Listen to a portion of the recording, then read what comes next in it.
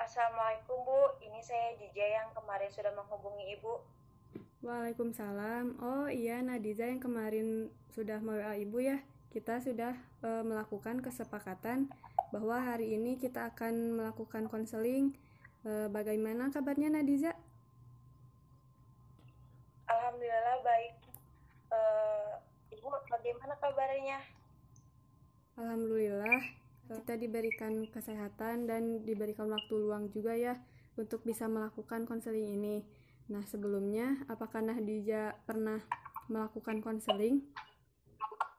Alhamdulillah sudah Bu, dan sangat membantu saya dalam memecahkan permasalahan yang saya hadapi. Baik, alhamdulillah. Jika seperti itu, langsung saja kita mulai ya. Pertama-tama, mari kita panjatkan puji syukur kehadirat Allah Subhanahu wa Ta'ala karena kita diberikan kesehatan hingga detik ini dan bisa melakukan konseling ini. Mari kita buka proses konselingnya dengan membaca basmalah bersama-sama.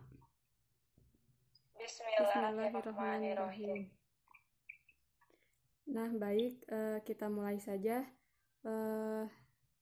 Langsung saja Nadiza keluarkan keluh kesah yang Nadiza rasakan saat ini. Jadi akhir-akhir ini saya merasa ada yang tidak beres dalam diri saya. Seperti akhir-akhir ini saya tidak ingin sekolah, apalagi saat ini belajar dilakukan di rumah saja, yang terkadang beberapa guru hanya memberi tugas tanpa memberi penjelasan terlebih dahulu, sehingga membuat saya menunda-nunda tugas tersebut, lalu membuat saya malah menjadi malas untuk membuka HP, dan tidak jarang juga saya selalu tertinggal info-info penting yang mengenai tugas tersebut. Seperti itu. Baik, Nadiza memiliki pemikiran bahwa dengan diberlakukannya belajar di rumah ini membuat Nadiza menunda-nunda tugas seperti itu ya, dan kehilangan motivasi belajar.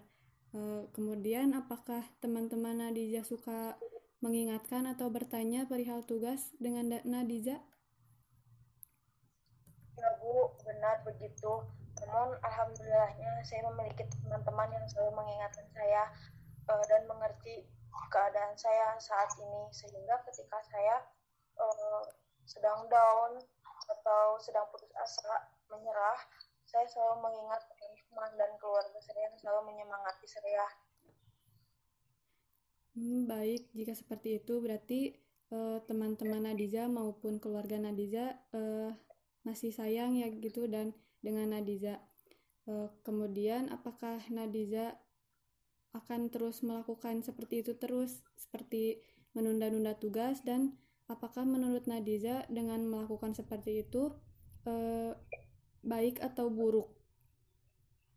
Menurut saya tidak Bu, makanya di sini saya membutuhkan konseling karena saya tahu ketika saya melakukan prokrastinasi itu tidak baik, tapi di sisi lain saya juga merasa apa yang saya lakukan itu karena saya sadari maksudnya jarang ketika menunda-nunda tugas itu, kadang itu karena saya lupa bahwa ada tugas itu, sehingga terkesan saya tuh yang benar-benar menunda-nunda tugas.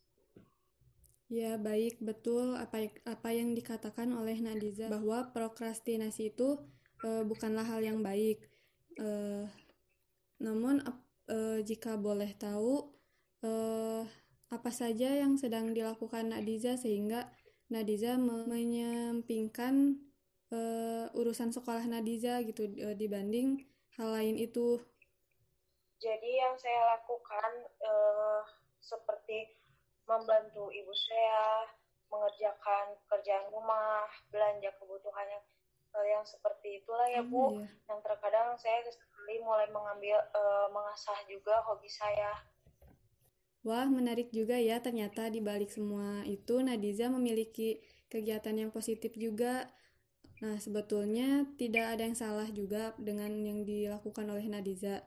Tetapi alangkah baiknya jika kita bisa membagi waktu antara kewajiban dan hak kita, di mana Nadiza kan mempunyai prioritas pertama gitu sebagai pelajar, yaitu belajar, dan Tidak salah juga untuk membantu ibu, karena mungkin Nadiza sendiri mengetahui baik buruknya yang akan ditimbulkan jika Nadiza hanya fokus dengan salah satunya dan mengabaikan yang lainnya, seperti itu. Iya benar Bu, bila saya berpikir kembali bahwa sekolah pun penting, walaupun memang akademik seperti ini, sehingga metode pembelajarannya kurang diterima oleh saya yang menjadi saya terkadang lalai dalam belajar.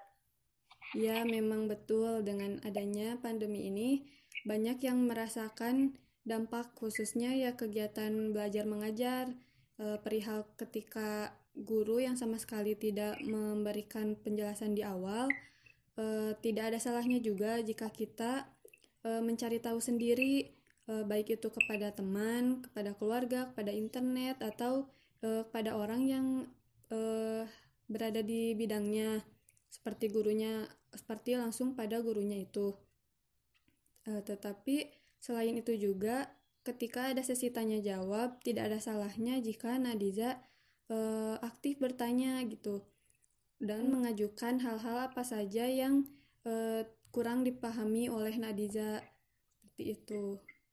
Iya benar juga ya Bu, mungkin saya harus lebih aktif lagi dan dapat menyesuaikan gaya belajar yang diterapkan dengan cara menanyakan apa yang saya tidak mengerti dan selalu mengambil hal yang positif supaya ketika belajar saya merasa enjoy. Mungkin pikiran saya yang udah menyerah karena metode pembelajaran yang tidak sesuai dengan saya, sehingga saya berpikir bahwa ini bukan hal yang bisa saya terima, sehingga karena saya tidak positif mengambil hikmah dari semua ini, ketika saya belajar jadi merasa tidak enjoy. Mungkin kedepannya saya juga harus mengambil sisi positifnya dan belajar saya untuk enjoy. Nah, iya betul sekali yang dikatakan oleh Nadiza, bahwa penyesuaian diri itu juga penting dalam kehidupan kita. Selain itu, hal yang penting lainnya yaitu kita berani mencoba dan berani memulai hal-hal baru, seperti mulai bertanya dan aktif di kelas ya, meskipun melalui misalkan Google Classroom saat ini. Nah, maka ketika kita berani memulai itu akan meningkatkan pencapaian kita, yang tadinya tidak tahu menjadi tahu, dan yang tadinya tidak biasa menjadi biasa. Ya baik Bu, saya akan mencoba di mata pelajaran selanjutnya. Semoga saya dapat menyesuaikan diri saya dan dapat mengikuti tugas-tugas selanjutnya.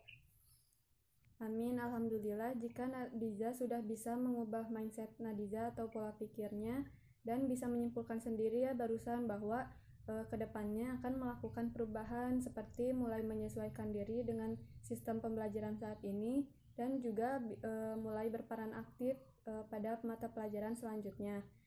Sampai sini, apakah ada yang ingin kita diskusikan lagi? Tidak Bu, saya rasa cukup. Saya juga sudah dapat pencerahan dari apa yang sudah Ibu sampaikan. Baik, alhamdulillah jika seperti itu mungkin kita cukupkan saja dengan membaca hamdalah bersama-sama. Alhamdulillahirabbil alamin. Alhamdulillah ya Bu, baik Bu, terima kasih. Maaf sudah mengganggu waktunya dan terima kasih juga Ibu sudah mau meluangkan waktunya untuk kita bisa streaming atau saya bisa mengeluarkan unek saya kepada Ibu. Ya, tidak apa-apa. Ibu senang Nadiza tidak sungkan gitu ya untuk meminta bantuannya. Mungkin diharapkan ke depannya jika Nadiza memiliki permasalahan lagi atau dirasa yang hari ini kurang, Nadiza bisa menghubungi Ibu aja. Ya baik Bu, kalau begitu saya sangat berterima kasih karena Ibu sudah mau membantu ketika saya perlu pendapat atau saran dari Ibu. Kalau begitu, sekali lagi saya terima kasih ya Bu. Ya, tidak apa-apa Nadiza, alhamdulillah. Baik, kita akhiri saja ya. Assalamualaikum warahmatullahi wabarakatuh.